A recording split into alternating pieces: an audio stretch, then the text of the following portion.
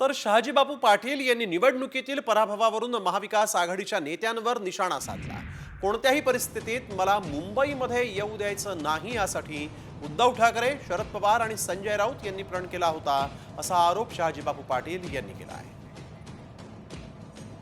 शरदचंद्रजी पवार साहेब, उद्धव ठाकरे, संजय राऊत या तीन माणसांनी माझी निवडणूक पूर्णपणे हाताळली आणि कोणत्याही परिसरात मुंबई दिसू द्यायची नाही असा त्यांनी पण केल्यामुळं माझा अगदी जिवलग मित्र दीपक आबा त्या डावात बळी पडला आणि आमच्या मताच्या विभागणीमुळं माझा पराभव झाला।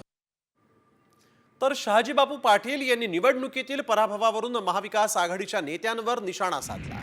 कोणत्याही परिस्थितीत मला मुंबईमध्ये येऊ द्यायचं नाही यासाठी उद्धव ठाकरे, शरद पवार आणि संजय राऊत यांनी प्रण केला होता, असा आरोप शहाजीबापू पाटील यांनी केला आहे।